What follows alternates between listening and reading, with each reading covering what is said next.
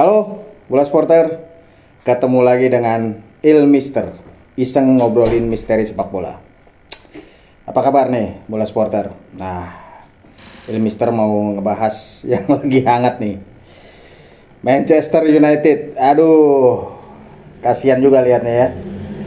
Manchester United baru aja disingkirkan Grimsby Town, klub kasta keempat Liga Inggris di babak kedua Carabao Cup atau Piala Liga Inggris. Aduh, tim kasta keempat. Ini pertama kalinya Manchester United dikalahkan oleh tim dari kasta keempat ya, atau League 2, Liga 2 disebutannya di Liga Inggris. Ini memperburuk catatan terjelek mereka. Waktu 2014-2015 itu mereka disingkirkan di ajang yang sama oleh MK Dons. MK Dons itu tim kasta ketiga. Nah, sekarang ini untuk pertama kalinya Manchester United kalah dari kasta keempat. Aduh, Ilmister kan ini ya, lebih banyak ngamatin Liga Italia. Itu kalau persamaan Manchester United kalah dari Grimsby itu mirip dengan kalau tim kayak AC Milan, Inter Milan, Juventus itu kalah dari misalnya Grosseto atau Ischia. Bola sport tahu nggak tim-tim itu? Ischia, Grosseto. Sama, Ilmister juga nggak tahu itu tim apaan. Karena mereka main di Serie D, kasta keempat juga. Nah itu komparasinya tuh. Itu buat perbandingan seberapa parahnya kekalahan Manchester United yang terbaru ini. Dan Ilmister lebih menyoroti kepada ini ya, Ruben Amorim. Posisinya semakin goyang sih kalau menurut Ilmister sih, karena ya udah nggak bisa dimaafkan sih. Ini mungkin titik terendah dia selama melatih Manchester United. Kan udah jelek ya dari musim kemarin. Dia cuma persentase menangnya di Premier League itu cuma 24%, Ilmister baca. Jumlah pertandingannya 29, itu lebih banyak daripada poin yang didapatkan. Aduh. Oke, musim lalu mungkin Amorim masih bisa berargumen ya bahwa itu tim kan bukan dibikin untuk dia gitu ya. Cuma ya sekarang udah nggak ada alasan lagi. Sekarang kan dari Januari dia udah datengin si Dorgu. Kemudian musim ini apalagi udah Mbeumo, Matheus Cunha, Sesko, striker bagus semua. Dan harusnya sih teorinya itu pemain-pemain yang didatangkan untuk membuat Manchester United lebih fasih bermain dengan formasi 3 back yang menjadi andalannya si Amorim ini sejak di Sporting Portugal ya. Dan harusnya sih nggak ada masalah gitu. Udah nggak ada masalah adaptasi lagi harusnya. Karena ini pemain yang dia minta sendiri sama Amorim teorinya. Tapi ya harusnya tuh lawan Grimsby tuh udah macam ini aja. Timnya United di bangku cadangan tuh udah ketawa-ketawa gitu lah. Relax aja udah. Relax aja juga menang gede itu harusnya. Siapapun yang main gitu ya. Ya, Manchester United ada rotasi, siapa itu? Heaven, kemudian Frederiksen main di lini belakang. Tapi tetap aja mereka itu menurunkan starter yang nilainya totalnya itu hampir 350 juta euro. Mau tahu starternya Grimsby itu berapa nilainya kemarin? Cuman 1,25 juta euro. Coba bayangin. Pemain termurahnya United, si Heaven atau Frederiksen itu cuma harganya 3 juta euro lah nilai pasarnya. Tapi mereka tetap lebih mahal daripada keseluruhan pemainnya Grimsby yang main 11 pemain itu. Itu seberapa parahnya kemunduran terbaru Manchester United ini ya. Dan gestur Amorim sepanjang pertandingan juga nggak bagus sih, Ilmister lihat sih. Dia satu pertanyaan besar, kenapa masih terus percaya sama Onana? Itu udah jelas lah, Onana ini satu biang masalah lah buat United lah ya. Dan musim kemarin Amorim juga udah ngerasain sendiri beberapa kali dalam tanda kutip dikhianati oleh Onana lewat penampilannya ya, blunder-blunder yang kebanyakan fatal gitu akibatnya buat United. Tapi masih dipercaya aja gitu. Dan 2 gol Grimsby ya udah kesalahannya Onana semua. Satu dia dijebol di tiang dekat, satu lagi lebih parah mencoba menangkap sepak pojok nggak dapet. Kiper kayak gini dipertahankan. Kalau Ilmister ya musim panas kemarin satu titik yang harus dibenahi ya kiper udah itu. Kalau kiper utama lu kayak begitu, lu ganti. Heran, gue masih percaya aja gitu sama Onana. Itu satu. Yang kedua, omongannya, jangan omongannya dulu deh. Yang kedua itu, adu penalti deh. Adu penalti, lihat gimana Amorim. Duduk di bangku cadangan, nggak berani nonton. Ini yang diprotes sama supporter United dan juga banyak orang ya. Ngapain lu? Lu pelatih dalam kondisi genting ini ya lu maju paling depan lah. Kasih semangat dong. Ini malah ngumpet. Itu kayak udah mau apapun alasannya gitu ya. Mau nggak suka lihat adu penalti, deg-degan gitu terserah. Tapi lu pelatih. Kayaknya jarang banget lah Ilmister lihat kalau pelatih timnya lagi adu penalti itu terus ngumpet di bangku cadangan, bersembunyi di balik anggota staf yang lain gitu. Nggak ada kayaknya sih Mister sih ngelihat itu semacam gestur ya. Amorim ya udah nggak mau tahu lagi dengan United kayaknya sih. Nah ini sejalan dengan omongan dia setelah jumpa pers setelah pertandingan. Berkali-kali loh, nggak cuma sekali dia bilang pemain-pemain United berbicara keras. Kan ditanya tuh, apa sih maksudnya coach berbicara keras? Tapi dia nggak mau, udah terjemahin aja sendiri, kalian pasti tahu lah. Nah sekarang ini Mister coba terjemahin nih. Omongan dia soal pemain-pemain United berbicara keras itu artinya pemain-pemain United lewat performanya itu memperlihatkan apa yang mereka mau dari ini. Dari Amorim ini. Amorim bilang dari sejak menit pertama itu tidak ada intensitas, tidak ada daya tarung lah melawan Grimsby yang tim kasta keempat. Kenapa itu terjadi? Kenapa itu nggak ada daya juang? Kenapa nggak fight gitu pemain-pemainnya Manchester United? Ini jangan-jangan para pemainnya ini udah nggak suka sama Amorim sebetulnya. Ya, Amorim emang udah clash lah dengan beberapa pemain bintangnya United. Marcus Rashford, kemudian Garnacho gitu ya.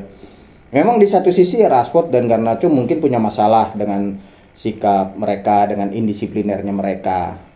Tapi jangan-jangan nih juga memicu apa ya, membuat api dalam sekam di anggota tim yang lain gitu.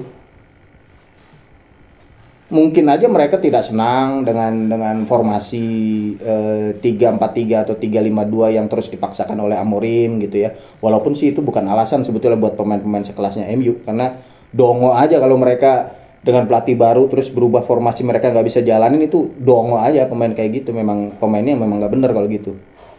Tapi bisa jadi ada sesuatu yang salah gitu dalam upaya Amorim memasukkan ide permainan ini ke dalam para pemain, ke otaknya para pemain gitu.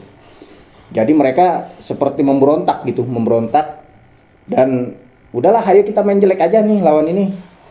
Jangan-jangan gitu takutnya, karena pernyataannya Amorim tuh misterius dan misteriusnya nggak bagus gitu. Dia bilang pemain-pemain sudah bicara keras, terus apa namanya, kita semua tahu lah, dia bilang gitu, kita semua tahu lah ininya apa yang terjadi malam ini gitu. Itu komentar-komentar yang kalau menurut Ilmister sih nggak bagus ya buat seorang pelatih ya. Itu kayak dia udah ya gini lah, udah nyerah gitu. Udahlah ya kayak gini, pemain nggak ngikutin saya gitu. Indikasinya begitu kalau Mister nangkepnya ya. Nggak tahu kalau bola supporter nangkepnya gimana komentarnya Amorim itu. Dan ini nggak bagus sama sekali buat United. Mereka kita tahu di Premier League juga belum pernah menang dalam 2 pertandingan. Dan ini sekarang dengan mereka tersingkir dari Piala Liga Inggris, udah target meraih trofi tinggal 1 kalau menurut Mister. Udah, tinggal Piala FA aja yang paling realistis ya. Kalau Premier League bisa Manchester United bangkit gitu di sisa musim. Ngelihat si Liverpool, ngelihat si siapa Chelsea atau bahkan mungkin Tottenham Hotspur sekarang bisa ngejar. Nggak bakalan bisa. Satu-satunya harapan meraih trofi ya sebetulnya Piala Liga Inggris dan Piala FA. 1 udah dibuang sekarang, Piala Liga Inggris. Udah, musim gagal lagi lah United nih. Nggak tahu ya, apakah memang banyak yang bilang Amorim waktunya sudah habis di United. Mungkin dia akan dipecat gitu ya. Entah nanti sebelum laga melawan Burnley di Premier League di akhir pekan ini atau setelah itu ya. Kan setelah lawan Burnley kebetulan ada jeda internasional. Biasanya itu waktu yang tepat untuk mengganti pelatih gitu ya. Cuma pertanyaannya siapa yang mau direkrut kalau misalnya mau diganti, mau dipecat? Ada gitu pelatih yang tersedia dan mau megang United? Ragu sih. Kalau ada ya mungkin bukan pelatih top kali ya. Mungkin bukan pelatih top. Mungkin ada Zidane yang masih nganggur, tapi Zidane kan kayaknya lebih ngincer ke timnas Prancis ya setelah Piala Dunia gitu, menggantikan Didier Deschamps.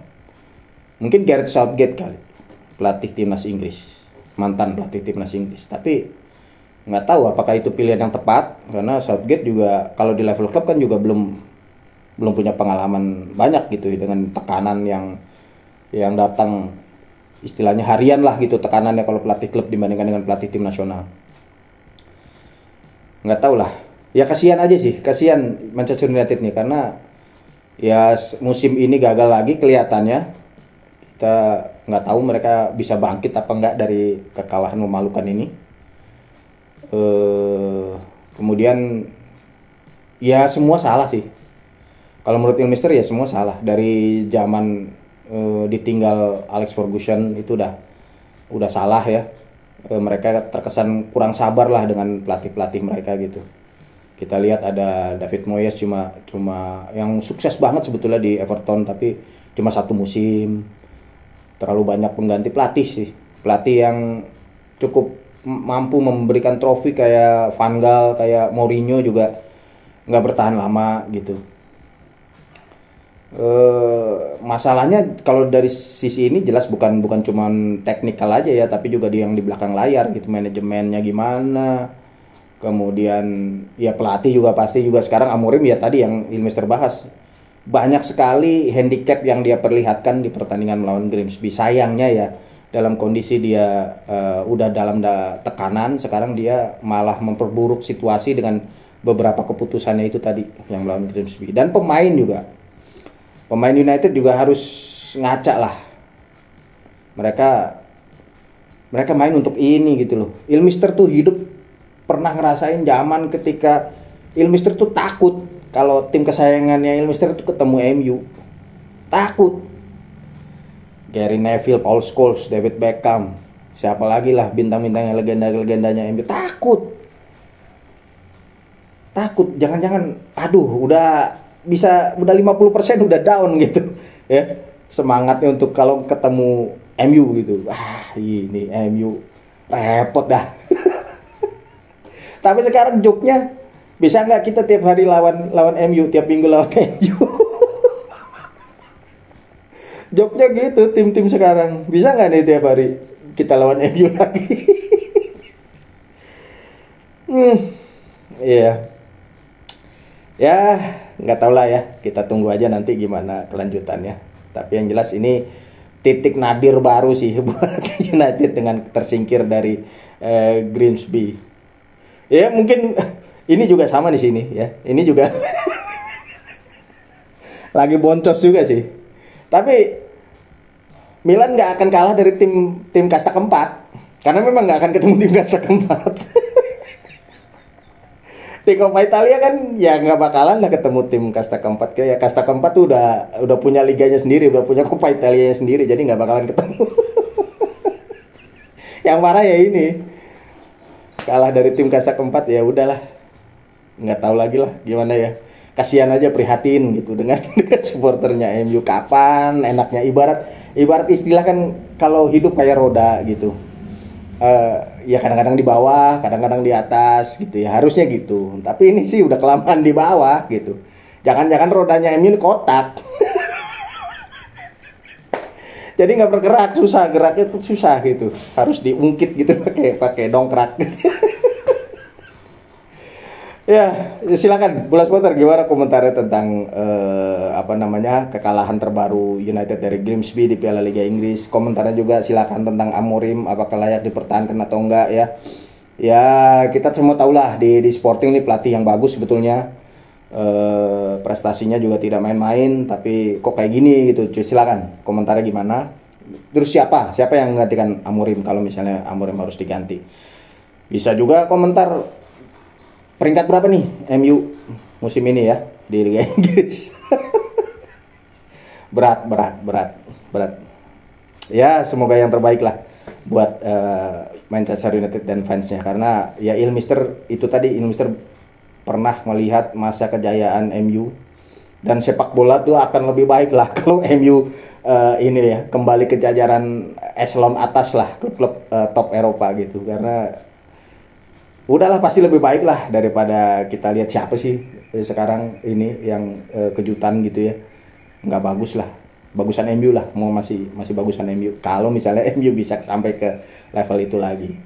Ya, mudah-mudahan Ilmister doakan semoga fans Manchester United tabah dan apa namanya, tetap memberikan dukungan kepada Manchester United yang sedang ada di, ya bisa dibilang titik terendah ya.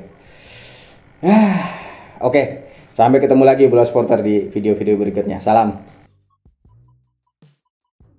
Terima kasih sudah menonton. Silakan subscribe, like, dan jangan lupa komen di bawah ya Bola Supporter.